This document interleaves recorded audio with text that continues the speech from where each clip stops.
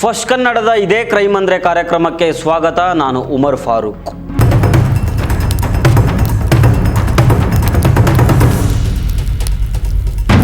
ಒಬ್ಬ ನಿಷ್ಪಾಪಿಯನ್ನು ಕೊಂದರೆ ಅದು ಇಡೀ ಮಾನವ ಕುಲವನ್ನು ಕೊಂದಿದ್ದಕ್ಕೆ ಸಮ. ಈ ಮಾತು ಇವಾಗ ಯಾಕೆ ಹೇಳ್ತಿದ್ದೀನಿ ಅನ್ನೋದು ಮುಂದೆ ನಿಮಗೆ ಗೊತ್ತಾಗುತ್ತೆ. ಬೆಂಗಳೂರಿನಲ್ಲಿ ಕೇವಲ 2 ದಿನಗಳ ಅಂತರದಲ್ಲಿ 2 ಭಯಾನಕ ಮರ್ಡರ್ಗಳು ನಡೆದಿದ್ದಾವೆ. ಬರೀ 2ಏನಲ್ಲ, ಬೇರೆ ಬೇರೆ ಕಡೆ ಮರ್ಡರ್ಗಳು ಆಗಿದ್ದಾವೆ, ಇಲ್ಲ ಅಂತೇನಿಲ್ಲ. ಆದರೆ ನನ್ನ ಮನಸ್ಸನ್ನು ಕದಡಿದ್ದು ಈ 2 ಮರ್ಡರ್ಗಳು. ಒಂದು ವಿಲ್ಸನ್ ಗಾರ್ಡನ್ನಲ್ಲಿ ಹಫ್ತಾಗೋಸ್ಕರ ಮಕ್ಕಳ ಮುಂದೆನೇ ತಂದೆಯನ್ನು ಕ್ರಿಕೆಟ್ ಬ್ಯಾಟ್ನಿಂದ ಹೊಡೆದು ಕೊಂದಿದ್ದಾರೆ. ಇನ್ನೊಂದು, ಮದುವೆಯಾಗಬೇಕಾಗಿದ್ದ ಭಾವಿ ಪತಿಯೇ ತನ್ನ ಭಾವಿ ಪತ್ನಿಯನ್ನು, ಅಂದರೆ ನಿಶ್ಚಿತಾರ್ಥ ಆಗಿದ್ದ ಕೇವಲ 17 ವರ್ಷದ ಯುವತಿಯನ್ನು ಕತ್ತು ಸೀಳಿ ಕೊಲೆ ಮಾಡಿದ್ದಾನೆ.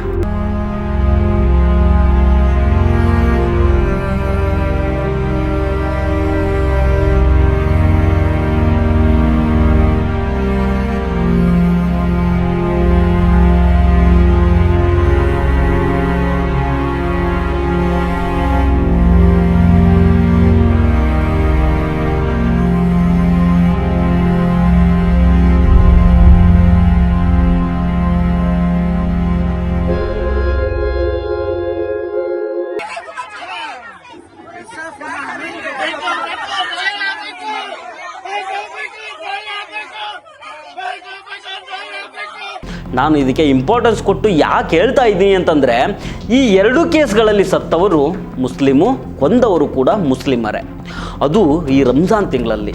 ಹೀಗಾಗಿ ಈ 2 ಕೇಸ್ಗಳ ಬಗ್ಗೆ ಮಾತಾಡೋ ಅವಶ್ಯಕತೆ ಅಂತಲ್ಲ, ಅನಿವಾರ್ಯತೆ ಕೂಡ ಇದ್ದೇ ಇದೆ. ಮುಂದೆ ಮಾತಾಡ್ತಾ ಹೋಗೋಣ. ತುಂಬ ಅಂದರೆ ತುಂಬ ಮಾತಾಡೋದಿದೆ. ಈ ವಿಡಿಯೋವನ್ನು ಕೊನೆ ತನಕ ಮಿಸ್ ಮಾಡದೆ ನೋಡಿ. ಮೊದಲು ವಿಲ್ಸನ್ ಗಾರ್ಡನ್ನಲ್ಲಿ ನಡೆದ ಕೊಲೆಯ ಬಗ್ಗೆ ನೋಡೋಣ. ಆಮೇಲೆ DJ ಹಳ್ಳಿಯಲ್ಲಿ ನಡೆದ 17 ವರ್ಷದ ಯುವತಿಯ ಬರ್ಬರ ಕೊಲೆ ಬಗ್ಗೆ ಮಾತಾಡೋಣ. ಹಫ್ತಾ ಕೊಡದೇ ಇದ್ದಿದ್ದಕ್ಕೆ ರಶೀದ್ ಪಾಷಾ ಅನ್ನೋ ವ್ಯಕ್ತಿಯನ್ನು ಬರ್ಬರವಾಗಿ ಕೊಲೆ ಮಾಡಲಾಗಿದೆ. ಈ ಘಟನೆ ನಡೆದಿದ್ದು ವಿಲ್ಸನ್ ಗಾರ್ಡನ್ ಸಮೀಪದ ಬಡಾ ಮಕಾನ್ ಅನ್ನೋ ಪ್ರದೇಶದಲ್ಲಿ. ಈ ಕೊಲೆ ಕೇಸ್ನಲ್ಲಿ ಒಟ್ಟು 7 ಜನರನ್ನು ವಿಲ್ಸನ್ ಗಾರ್ಡನ್ ಪೊಲೀಸರು ಅರೆಸ್ಟ್ ಮಾಡಿದ್ದಾರೆ. ಅರೆಸ್ಟ್ ಆದವರ ಹೆಸರು ಫರ್ವೇಜು, ಆಫ್ರಿದಿ, ಸಮೀರು, ಶಬ್ಬೀರು, ಸಾದಿಕ್ಕು, ಮುನಾವರ್ ಅಂತ ಹೇಳಲಾಗ್ತಾ ಇದೆ. ಇನ್ನು ಈ ಕೊಲೆ ಯಾಕೆ ನಡೀತು, ಹೇಗೆ ನಡೀತು ಅನ್ನೋದನ್ನು ಕೇಳಿದರೆ ಶಾಕ್ ಆಗಿಬಿಡ್ತೀರ ನೀವು. ಬರೀ 50,000 ರೂಪಾಯಿ, ಜಸ್ಟ್ 50,000 ರೂಪಾಯಿ ಹಫ್ತಾ ವಿಚಾರದಲ್ಲಿ ರಶೀದ್ ಪಾಷಾ ಅನ್ನೋ ವ್ಯಕ್ತಿಯನ್ನು ಬರ್ಬರವಾಗಿ ಹೊಡೆದು ಕೊಂದಿದ್ದಾರೆ. ಇವರು ರೌಡಿಗಳು ಅನಿಸುತ್ತೆ, ಅಂದರೆ ಈ ಕೊಲೆ ಆರೋಪಿಗಳು. ಈ ರಶೀದ್ ಪಾಷಾ ಮೆಕ್ಯಾನಿಕ್ ಆಗಿ ಕೆಲಸ ಮಾಡ್ತಾ ಇದ್ರು. ರೀಸೆಂಟಾಗಿ ತಮ್ಮ ಅಂಗಡಿಗೆ ಹೊಸ ಮೋಲ್ಡ್ ಹಾಕ್ಸಿದ್ರಂತೆ. ಇದೇ ಹೊತ್ತಲ್ಲಿ ಮೆಕ್ಯಾನಿಕ್ ರಶೀದ್ ಬಳಿಗೆ ಬಂದಿದ್ದ ಆರೋಪಿಗಳು 50,000 ರೂಪಾಯಿ ಹಫ್ತಾ ಕೇಳಿರ್ತಾರೆ. ಇದಕ್ಕೆ ರಶೀದು ಆಗಲ್ಲ ಅಂತ ಹೇಳಿರ್ತಾರೆ.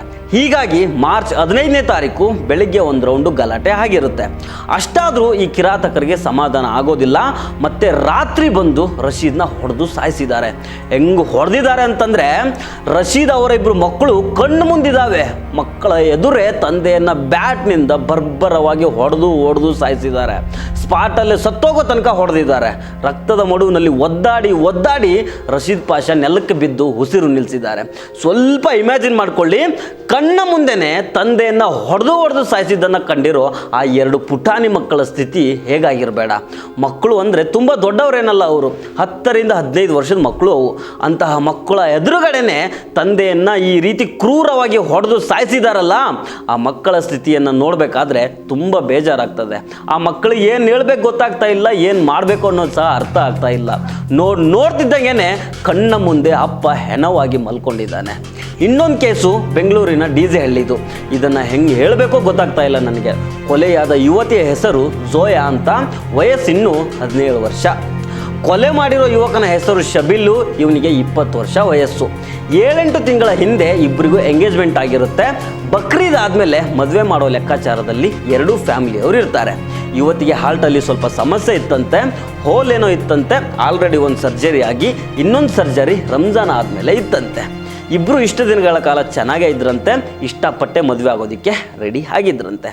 ಆದರೆ ಇತ್ತೀಚಿನ ದಿನಗಳಲ್ಲಿ ಏನಾಗಿದೆ ಏನೋ ಗೊತ್ತಿಲ್ಲ.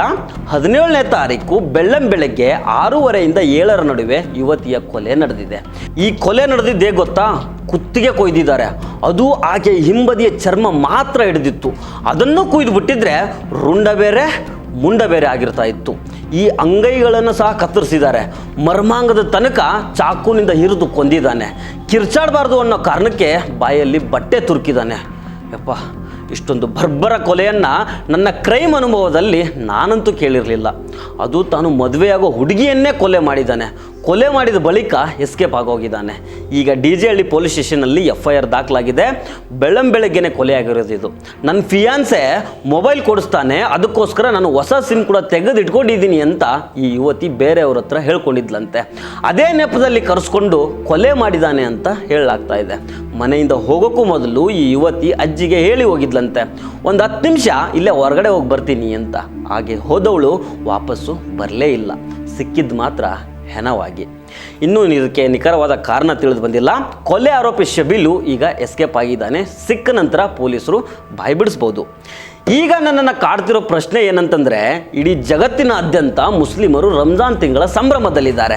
ಇದನ್ನೂ ಇಲ್ಲಿ ಯಾಕೆ ಹೇಳ್ಬೇಕಾಯ್ತಂದ್ರೆ, ಇಲ್ಲಿ ಸತ್ತವರು ಮುಸ್ಲಿಮು, ಸಾಯಿಸಿದವರು ಕೂಡ ಮುಸ್ಲಿಮರು. ಕಾಲ ಕೆಟ್ಟೋಯ್ತು ಅಂತ ಹೇಳ್ತಾರೆ. ಇದಕ್ಕಿಂತ ಇನ್ನೂ ಒಳ್ಳೆ ಉದಾಹರಣೆ ಬೇಕಾ ಸ್ವಾಮಿ? ಅಲ್ಲ, ರಂಜಾನ್ ತಿಂಗಳು ನಡೀತಾ ಇದೆ, ಹಗಲೊತ್ತು ಉಪವಾಸದಲ್ಲಿರ್ತಾರೆ, ರಾತ್ರಿ ಹೊತ್ತು ಫ್ಯಾಮಿಲಿಗಳ ಜೊತೆಗೆ ರಂಜಾನನ್ನು ಎಂಜಾಯ್ ಮಾಡ್ತಾರೆ, ಹಗಲು ರಾತ್ರಿ ದೇವರ ಧ್ಯಾನದಲ್ಲೇ ಇರ್ತಾರೆ. ಅಂಥವರ ನಡುವೆ ಇಂತಹ ಕೊಲೆಗಡುಕರು ಇದಾರಲ್ಲ, ಇಂಥವರ ನಡು ರೋಡ್ನಲ್ಲಿ ನಿಲ್ಲಿಸಿ ಪೆಟ್ರೋಲ್ ಹಾಕಿ ಯಾಕೆ ಸುಡಬಾರ್ದು? ಯಾಕ್ರಿ ಸುಡಬಾರ್ದು? ಒಬ್ಬ ವ್ಯಕ್ತಿ ಮೆಕ್ಯಾನಿಕ್ ಆಗಿ ದುಡಿತಾ ಇದ್ದಾನೆ, ಆತ ಈ ಪುಡಾರಿಗಳಿಗೆ ಯಾಕ್ರಿ ಹಫ್ತಾ ಕೊಡಬೇಕು? ಇವರೇನು ಮೇಲಿಂದ ಇಳಿದು ಬಂದಿರೋ ಬೃಹಸ್ಪತಿಗಳ, ಇಲ್ಲ ಬೆಂಗಳೂರಿನ ಬಾದ್ಶಾಗಳ? ಹಫ್ತಾ ಕೊಡ್ಲಿಲ್ವಂತೆ, ಅದಕ್ಕೆ ಹೊಡೆದು ಸಾಯಿಸ್ಬಿಟ್ರಂತೆ. ಅದು ಹೆಂಗೆ? ಮಕ್ಕಳು ಕಣ್ಣು ಮುಂದೆನೇ ಇದ್ದಾವೆ, ಮಕ್ಕಳ ಹೆದರಲ್ಲೇ ಬ್ಯಾಟ್ನಿಂದ ಹೊಡೆದು ಸಾಯಿಸ್ಬಿಟ್ರಲ್ಲೋ ಪಾಪಿಗಳ. ಆ ಮಕ್ಕಳು ಅಳ್ತಾ ಇದ್ದದ್ದನ್ನು ನೋಡಿಯೂ ನಿಮ್ಮ ಮನಸ್ಸು ಕರಗಲಿಲ್ಲ ಅಂದರೆ ನೀವೆಲ್ಲ ಮನುಷ್ಯರಿಗೆ ಹುಟ್ಟಿದ್ರೇನೋ ಅನ್ನೋದು ಗೊತ್ತಾಗ್ತಾ ಇಲ್ಲ. ನನಗಂತೂ ಆ ಡೌಟ್ ಇದ್ದೇ ಇದೆ. ನಿಮ್ಮಂಥ ಕಿರಾತಕರು ಮನುಷ್ಯರಿಗೆ ಹುಟ್ಟಿದ್ದಾರೆ ಅಂತ ಯಾರಿಗಾದರೂ ಡೌಟ್ ಬಂದೇ ಬರುತ್ತೆ. ಇಂತಹ ಪರಮ ಪಾಪಿಗಳನ್ನು, ಭೂಮಿಗೆ ಭಾರ ಆಗಿರೋ ಈ ಕಿರಾತಕರನ್ನು ನಡು ರೋಡಲ್ಲಿ ಪೆಟ್ರೋಲ್ ಹಾಕಿ ಯಾಕೆ ಸುಡಬಾರ್ದು? ಇನ್ನು DJ ಕೇಸ್ ನೋಡಿ, ತಾನು ಮದುವೆಯಾಗೋ ಯುವತಿಯನ್ನೇ ಬರ್ಬರವಾಗಿ ಕೊಲೆ ಮಾಡಿದ್ದಾನೆ.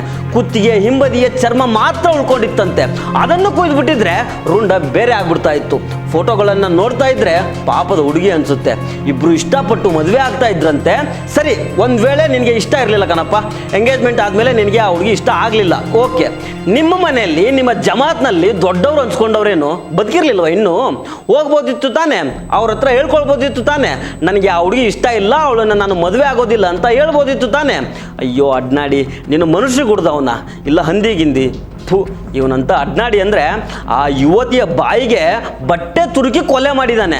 ಇವನನ್ನು ನಡು ರೋಡಲ್ಲಿ ಆಳ್ಗೊಂದು ಕಲ್ಲು ಹೊಡೆದು ಯಾಕೆ ಸಾಯಿಸಬಾರ್ದು? ಬಾಳೆ ಬದುಕಬೇಕಾಗಿದ್ದ 17 ವರ್ಷದ ಹುಡುಗಿಯನ್ನು ಇಷ್ಟೊಂದು ಕ್ರೂರವಾಗಿ ಕುತ್ತಿಗೆ ಕುಯ್ದಿದ್ದಾನಲ್ಲ, ಇವನನ್ನು ನಡು ರೋಡಲ್ಲಿ ಬಟ್ಟೆ ಬಿಚ್ಚಿ ನಿಲ್ಲಿಸಿ ಎಲ್ಲರೂ ಒಂದೊಂದು ಕಲ್ಲಲ್ಲಿ ಹೊಡೆದು ಸಾಯಿಸಿದರೆ ಅದರಲ್ಲಿ ಏನಾದರೂ ತಪ್ಪಾಗುತ್ತಾ? ಕೊಲೆ ನಡೆದಿರೋ ಜಾಗದಲ್ಲಿ ಸಿರಿಂಜ್ಗಳೇನು ಸಿಕ್ಕಿದಾವಂತೆ. ನಶೆಯಲ್ಲಿದ್ದಾಗ ಕೊಲೆ ನಡೆದಿದೆ ಅಂತ ಆ ಯುವತಿಯ ಕುಟುಂಬದವರು ಆರೋಪ ಮಾಡ್ತಾ ಇದ್ದಾರೆ. ಆ ಮೋದಿ ರೋಡ್ನಲ್ಲಿ ಮರ್ಯಾದಸ್ಥರು ಓಡಾಡದೇ ಇರೋ ರೀತಿ ಮಾಡಿಬಿಟ್ಟಿದ್ದೀರಲ್ಲ ಮಾರಾಯ. ಅಲ್ಲಿ ಜನರಿಗಾದರೂ ಸ್ವಲ್ಪ ಬುದ್ಧಿ ಬೇಡವಾ? ಎದೆ ತಟ್ಕೊಂಡು ಹೇಳ್ಬಿಡಿ ನೋಡೋಣ. ಮೋದಿ ರೋಡ್ನಲ್ಲಿ ಎಷ್ಟೊತ್ತಿಗಾದರೂ ಯಾರು ಬೇಕಾದರೂ ಧೈರ್ಯದಿಂದ ಓಡಾಡ್ತಾರೆ ಅಂತ ನಿಮ್ಮ ಎದೆ ಮುಟ್ಕೊಂಡು ಹೇಳಿ ನೋಡೋಣ. ನಿಮ್ಗೆ ಹೇಳಿ ಏನು ಪ್ರಯೋಜನ ಇದೆ? ನೀವು ಓಟ್ ಹಾಕಿ ಕೂರಿಸಿರೋ ವ್ಯವಸ್ಥೆ ಇದೆಯಲ್ಲ, ಅದನ್ನು ಪ್ರಶ್ನೆ ಮಾಡಬೇಕು. ಬರೀ ಟ್ಯಾಬ್ಲೆಟು, ಪಟ್ಲಿ, ನಶೆ ಇದೇ ಆಯ್ತಲ್ಲ ನಿಮ್ಗಳ ಜನ್ಮ. ನೀವು ಓಟ್ ಹಾಕಿರೋರಿಗೆ ಅಟ್ಲೀಸ್ಟ್ ಒಮ್ಮೆನಾದರೂ ಪ್ರಶ್ನೆ ಮಾಡಿದ್ದೀರಾ? ನಮ್ಮ ಏರಿಯಾದಲ್ಲಿ ಲಾ ಆ್ಯಂಡ್ ಆರ್ಡರ್ ಕಂಟ್ರೋಲ್ಗೆ ಯಾಕೆ ಬರ್ತಿಲ್ಲ ಅಂತ ನೀವ್ಯಾಕೆ ಕೇಳ್ತೀರಾ? ಅವರು ರಂಜಾನ್ನಲ್ಲಿ ಒಮ್ಮೆ ಕಾಣ್ತಾರೆ, ತಲೆಗೆ ಟೋಪಿ ಹಾಕೊಂಡು ಬಂದ್ಬಿಡ್ತಾರೆ, ರೇಷನ್ ಕಿಟ್ ಕೊಡ್ತಾರೆ, ಕೊನೆಗೆ ಹಬ್ಬದ ದಿನ ಫೇಸ್ಬುಕ್ನಲ್ಲಿ ಈದ್ ಮುಬಾರಕ್ ಅಂತ ಒಂದು ಪೋಸ್ಟ್ ಹಾಕ್ಬಿಡ್ತಾರೆ. ಅಷ್ಟು ಸಾಕು ನಿಮಗೆ. ನಿಮ್ಮ ಏರಿಯಾ ಕ್ಲೀನ್ ಆಗಿದೆಯಾ? ಅದು ಬೇಕಾಗಿಲ್ಲ. ಸ್ಲಮ್ಗಳು ಡೆವಲಪ್ ಆಗಿದಾವ? ಅದೂ ಬೇಕಾಗಿಲ್ಲ. ಗಾಂಜಾ ಮುಕ್ತ, ಡ್ರಗ್ಸ್ ಮುಕ್ತ ಏರಿಯಾಗಳಾಗಿದಾವ? ಅದನ್ನಂತೂ ಕೇಳಂಗೇ ಇಲ್ಲ.